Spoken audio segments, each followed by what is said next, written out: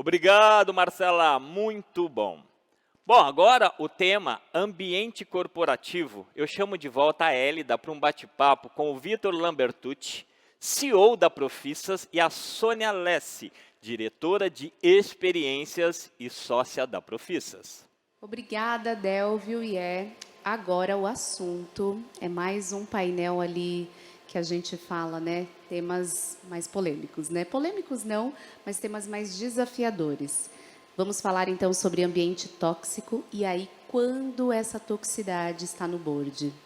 Vitor, Sônia, muito obrigada por vocês participarem desse painel. É um prazer realmente conversar com vocês. Obrigada, Vitor. Prazer, Hélida, estar aqui com vocês. Primeiramente, agradecer, o convite do RH Top Talks para estar aqui. Como você falou, é um tema que é polêmico, mas é necessário, né? Necessário, né, Sônia? Sim, com certeza. Eu agradeço por estar aqui, agradeço o convite. E são temas sensíveis, mas que precisam ser discutidos para que mudanças aconteçam, né? Exatamente. E assim, eu vou começar, antes de entrar especificamente no ambiente tóxico, vocês fazem um trabalho muito importante, né, sobre a humanização dentro das empresas. Me fale um pouquinho sobre a Profissas. Ah, que legal. Vou contar um pouquinho, sim. Para vocês que estão assistindo a gente, a Profissas é a Escola da Diversidade e Habilidades Humanas. Nós somos uma startup de educação que vem ajudando a construir, sabe, Hélida, uma cultura inclusiva nas empresas. Justamente porque a gente tem que entender que diversidade e inclusão é sobre nós. É uma jornada que cada pessoa tem um papel, né, uma responsabilidade, com seus desafios e privilégios. Então, a gente escurecer as ideias, como a gente gosta de falar na Profissas, e gerar um ambiente que seja acolhedor e impulsionador para todas as pessoas, é muito importante. E tem tudo a ver com o papo que a gente vai bater aqui hoje, porque se esse ambiente for um ambiente tóxico, em que a gente não se sente bem, pertencente, seguro, né, segura para estar nesse ambiente, qual é a chance da gente se conectar de verdade com essa empresa e com essa equipe, né? Então, o papel da Profissas é ajudar a criar esses espaços nas empresas, seja desenvolvendo as pessoas com foco em talentos plurais, né? A gente trabalha principalmente com mulheres, com pessoas negras, com mulheres, pessoas com deficiência, LGBT+, e 50+, tá? São os grupos ali que a gente tem um foco para desenvolver, fazer com que as lideranças, o RH e toda a equipe entendam, né, mais sobre diversidade e inclusão, aquela parte de sensibilização e letramento, e também um pilar de pesquisa e diagnóstico, né? Porque se a gente não conhecer as nossas pessoas e conectar isso com a cultura do negócio, com as estratégias, aí nada faz sentido. Então é um pouquinho do que a gente vem ajudando a construir no mercado. Muito importante, por sinal. Sônia, quero começar então com você. O que é um ambiente tóxico, né? Sim. Um ambiente tóxico é um ambiente em que muitas violências estão presentes. Algumas são conscientes, as pessoas fazem propositadamente, e outras fazem parte da estrutura institucional daquela empresa e não é percebida pela maioria das pessoas. E essa estrutura, ela também faz parte da nossa sociedade. Afinal de contas, a empresa ela é uma reprodução das relações sociais que a gente experiencia, né? E uma série de mecanismos de exclusão são presentes na nossa sociedade e também na empresa, como o racismo, o machismo, a LGBTfobia, o capacitismo, o etarismo. Todos eles são mecanismos de exclusão que incidem violências dentro do contexto corporativo ou social. Então, essa toxicidade é a manifestação dessas violências sociais, né, que são manifestadas pelo comportamento das pessoas, pela ausência de oportunidades, pela ausência de desenvolvimento, pela não entrega de benefícios garantidos por lei, ou pela tentativa de coagir as pessoas a abrirem mãos de benefícios. Enfim, são uma série de fatores que a gente consegue observar nesses ambientes. E, Vitor, quando a gente fala do ambiente tóxico, e você me traz esse contexto, Sônia, Vitor, antes, como que era antes, né? Já se falava de ambiente tóxico, como que foi sendo olhado, observado e falado assim, está tendo essa exclusão, está acontecendo essa toxicidade dentro de uma empresa? Como que isso era tratado antes e como que isso vem sendo tratado hoje? Muito bem. Hélida, certamente não é um tema novo. Acho que a gente sempre vem falando sobre construir um espaço que seja bacana para todo mundo que está ali. Mas, realmente, nos últimos anos, principalmente, né, com o avanço da pauta de ESG, diversidade e inclusão, a gente vem tendo mais pesquisas, mais estudos, e até pessoas que estão mais empoderadas mesmo, né, e mais preocupadas com o ambiente em que elas vivem. Né, você que está assistindo a gente, para se conectar com uma empresa, se candidatar a uma vaga, trabalhar numa empresa, ou mesmo consumir um produto, produto, eu tenho certeza que já coloca alguns pré-requisitos. É importante que essa empresa esteja alinhada, né, com alguns pontos que para você são fundamentais, né? São valores que precisam ter afinidade com os seus para você se relacionar com essa marca.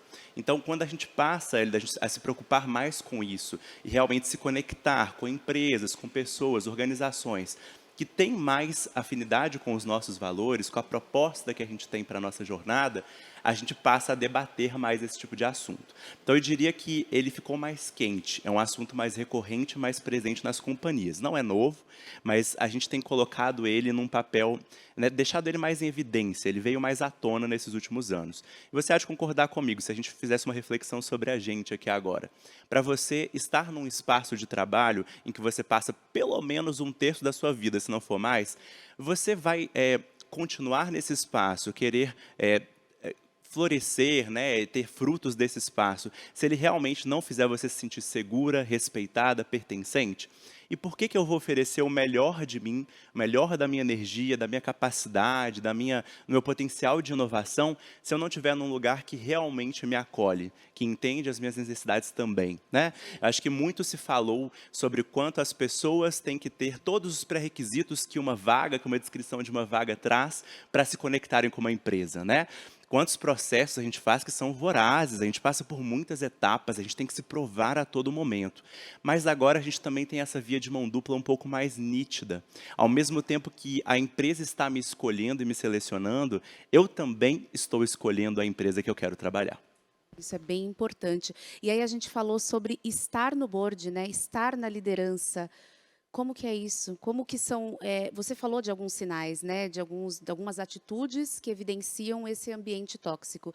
Quais são os principais sinais de que eu percebo que meu líder é tóxico? E aí depois disso vem vários receios, medos, né? E como que é trabalhado isso hoje em dia, né? Quais os principais sinais primeiro? Depois a gente desenrola um pouquinho mais para saber de como isso é trabalhado. Sim. São vários os sinais. Tem alguns sinais que são mais evidentes, como, por exemplo, quando acontece muita agressão. Então, um líder que grita, que ofende, que usa características físicas ou comportamentais das pessoas para inferiorizá-las, que exige que a pessoa ultrapasse a sua carga horária de trabalho em prol do resultado. Então, essas são características que são mais evidentes e percebidas por todas as pessoas. Mas existem outras características que são menores, mais minuciosas, como, por exemplo, uma liderança que fica comparando uma pessoa colaboradora com a outra, estabelecendo competição entre as pessoas para uma promoção ou para um reconhecimento. Uma liderança que exige que mulheres não engravidem, porque senão elas não serão reconhecidas. Ou pessoas que, mulheres durante a sua gestação, que sofrem brincadeiras, né? Aquela ameaça com tom de brincadeira de quando você voltar, seu cargo não estará mais aqui disponível para você. Entre várias outras coisas que acontecem e que a gente coloca num estado de normalidade, porque sempre foi assim, sempre foi feito daquela maneira. Então, é curioso isso, né? Porque ainda hoje, falando tanto em humanização, a gente vê esses comportamentos que você falou, coloca no estado de normal, né? Isso que mais pega, assim. E aí, quando a gente percebe, né? Foi isso que eu falei, assim, né? Você percebe que o seu líder é realmente um líder mais tóxico, mas aí a gente sabe, né? Que muitas vezes a direção, a alta direção também tem um comportamento muito parecido. O que fazer, né? Qual a atitude de um empregador nesse momento? Empregador não, perdão, de um colaborador nesse momento? Realmente, aí você traz uma problemática, né, que a gente tem que Exato. justamente pensar como resolver, porque o ideal, né, o que a gente precisa fazer acontecer é que a própria alta liderança e a empresa, a organização em si, ela tenha ferramentas, né, como canal de escuta, como código de conduta, como a área de compliance e uma fiscalização desse tipo de comportamento, né? É mais responsabilidade da empresa oferecer um espaço seguro do que da pessoa colaboradora de denunciar. Mas as coisas precisam andar juntas, né? Então, a primeira provocação que eu deixaria, Hélida, é isso. A empresa, a alta liderança, né, pensar se ela está oferecendo a estrutura, as políticas, as ações e a fiscalização necessária para garantir que a gente tem um espaço seguro, né, de segurança psicológica, de segurança física, né, para todas as pessoas, né? Então, isso é fundamental. Agora, se a gente está num espaço tóxico em que isso não está funcionando bem e essa toxicidade vem lá de cima, nós temos um problema mais complicado, né? Porque, às vezes, justamente a quem você iria recorrer é onde está a fonte dessa questão tóxica, né? Então, realmente, assim, a gente tem que criar uma rede de apoio com as pessoas que estão próximas da gente, sejam nossas pessoas pares, sejam as nossas lideranças mais próximas, as nossas pessoas lideradas, para realmente levar essa questão, né, para pessoas ali que possam ser nossas pontes mesmo para falar sobre esse problema. Então, às vezes, você identifica que esse problema está em determinada parte da diretoria. Será que uma outra parte, o RH, uma pessoa de uma outra área pode te apoiar, acessar e mostrar para essas pessoas de uma outra forma, que não é só uma questão de uma reclamação desmedida, né, ou de uma visão errada, mas realmente de uma violência estruturada que está acontecendo e que precisa de mais atenção? Porque, no fim das contas, Hélida e pessoal, se a gente não tem esse espaço que nos acolhe, como a gente estava falando, a gente não vai permanecer. E não permanecer na empresa não é ruim só para a gente, é ruim para a empresa. As taxas de turnover, né, quando tem essa rotatividade pessoal, das pessoas entrando e saindo, e o quanto isso impacta negativamente, não só no clima organizacional, né, na produtividade, mas na grana. As empresas que têm uma alta taxa de turnover, elas perdem muito dinheiro, e isso é muito prejudicial para o negócio, né? Agora, certamente, se há de convir, se eu tenho uma equipe que as pessoas não ficam, que tem um clima ruim, desgastante, qual a chance dessa empresa ir para frente e dessas pessoas seguirem naquele ambiente, né? Então, assim, mais objetivamente respondendo a sua pergunta, primeiro que a responsabilidade da alta liderança e da própria empresa garantir esses mecanismos, né, de manutenção, de criação de um espaço seguro, fato. Mas se isso não acontece e a gente quer fazer uma tentativa para mostrar para as pessoas que estão nessa cadeira de poder que para a gente continuar crescendo, continuar produzindo e ter uma equipe forte e unida ali na empresa, a gente pode tentar criar essa rede de apoio entre nossos pares, líderes imediatos, liderades, né, para a gente poder chegar a essa alta liderança, sentar para conversar de forma transparente e falar, olha, a gente precisa entender que dessa forma não vai dar para continuar. É desafiador, mas eu acho que vale a tentativa se a gente acredita na empresa, por mais que esteja, né, com essas complicações aí no meio do caminho. Qual o papel do RH em todo esse contexto? E você falou das políticas, né, de ter um ambiente que não seja, na verdade, investigar quando isso acontece e ter atitudes, né, quando isso acontece. Então, qual o papel do RH e quais mecanismos, quais políticas que a empresa pode adotar ali? O Vitor trouxe um ponto muito importante com relação a esse papel, esse lugar da liderança e a responsabilidade da empresa e da alta liderança em promover essa mudança, né, de um ambiente. Mas um ponto também muito importante é a gente entender que o papel do RH não é de prestador de serviços. Em muitas empresas, o RH é colocado nesse lugar de área que está ali para servir as outras áreas. Então, é importante que o RH se posicione como um RH estratégico, para entender, desde o processo de atração e seleção até o desligamento das pessoas, que ele precisa garantir a intervenção e a influência nesses processos de decisão. Porque uma alta liderança não é uma liderança que sabe de tudo. E as empresas hoje ainda estão num lugar que é um lugar histórico, ainda mais no Brasil, de colocar a alta liderança como pessoas insubstituíveis. E, independentemente do perfil de toxicidade dessa liderança, ela ainda é mantida. Então, uma liderança que é abusiva, que é violenta, ela é mudada de área, ou então a pessoa que a denunciou é demitida. E isso é muito problemático. Então, é importante que o RH entenda o seu papel estratégico no desenvolvimento e na mobilização das pessoas para conseguir identificar isso e buscar meios de contornar isso, seja intervindo na formação dessas lideranças ou até mesmo recomendando a substituição dessa liderança, se for o caso. Então, mas isso precisa ser um posicionamento do negócio. Então, o RH apoia muito nesse lugar de construção estratégica, mas o negócio precisa se posicionar. E aí, a gente está falando de um outro lugar, que é realmente pegar aquilo que está escrito lá nas políticas da empresa, no código de conduta, e falar, isso daqui vai acontecer mesmo. Então, aquilo que as pessoas normalmente divulgam, as empresas divulgam aquela nota de repúdio, né? Repudiamos qualquer forma de violência ou de agressão. é fazer valer isso. Então, se você não tolera nenhuma forma de discriminação, por que isso está acontecendo na sua empresa? Se você quer promover um ambiente seguro para todas as pessoas, por que as pessoas que não estão na cadeira de liderança não têm essa mesma oportunidade de lugar seguro? Então, é questionar esse lugar e garantir que as pessoas que fazem parte da empresa vão acompanhar esse processo. Nem todo mundo chega lá ao mesmo tempo, mas a gente espera que as lideranças já estejam nesse lugar para levar todo mundo que está abaixo dela. Então, envolve o posicionamento da empresa, envolve o quanto aquela liderança está disposta a manter o seu lugar, a sua posição, e o que vai ser feito a partir disso. O RH tem um papel importantíssimo na mobilização e no engajamento das pessoas para promover esse lugar seguro, para discutir estratégias, para pensar nessa trilha de desenvolvimento e performance das pessoas desde quando elas entram ali na primeira posição na empresa até elas chegarem na alta liderança. Então, é um conjunto de fatores que importam muito. E aí eu quero também contribuir no ponto de o que fazer quando é a sua liderança que é abusiva. Tá? Eu sempre ensino um ciclo ali de denúncia e de pedido de ajuda que envolve buscar uma pessoa aliada. Eu espero que nessa empresa que tem um líder tóxico, não sejam todos eles, tá? Porque aí essa empresa ela precisa reavaliar a sua permanência no mercado. Mas buscar uma pessoa aliada. E aí, quando a gente fala das estruturas das empresas hoje em dia, a gente consegue encontrar pessoas aliadas no RH, nos grupos de afinidade. Buscar uma liderança, né, que é par daquela liderança e que pode ajudá-la.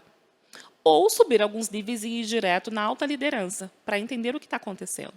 Mas também é importante que a empresa esteja posicionada nesse lugar de acolhimento e de tratamento dessas denúncias.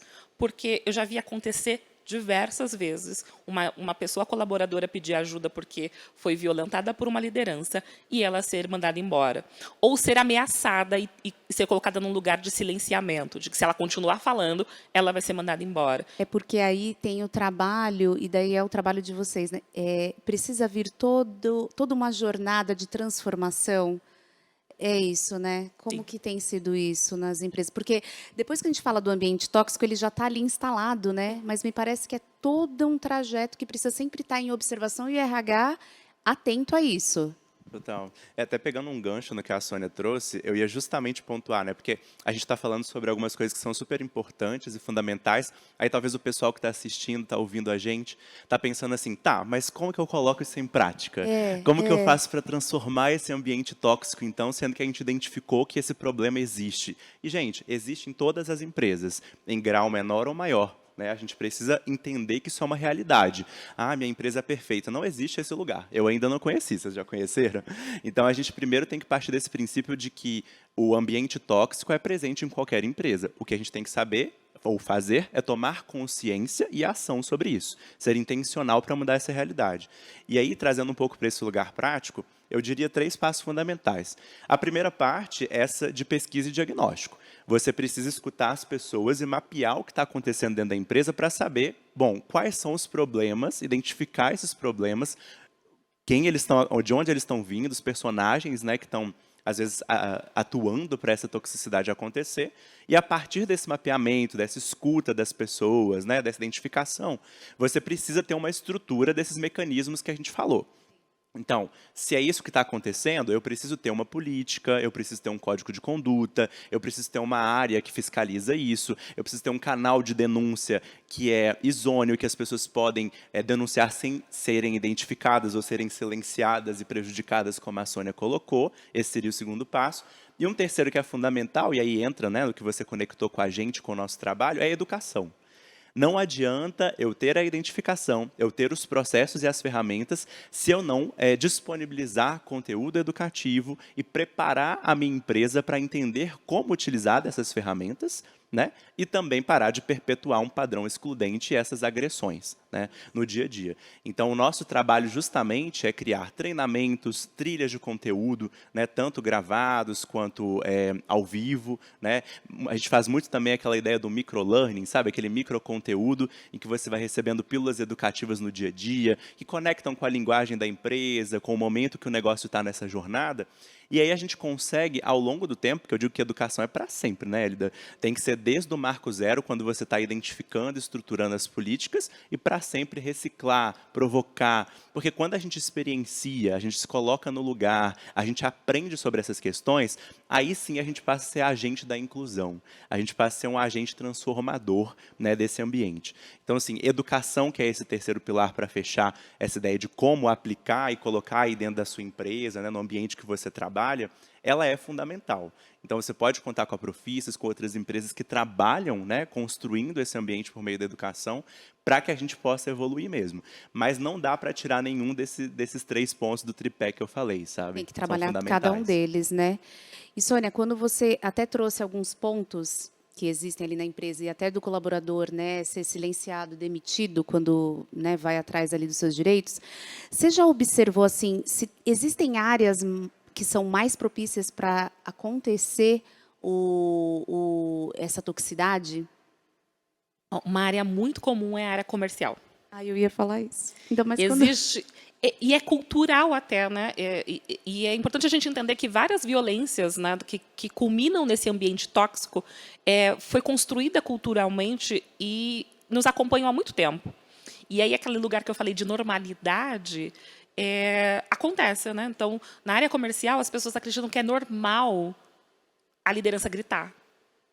Tem que gritar para a pessoa atingir a meta. Qual é o dado que comprova? Que estudo comprova que, ao ouvir gritos, você vai vender mais.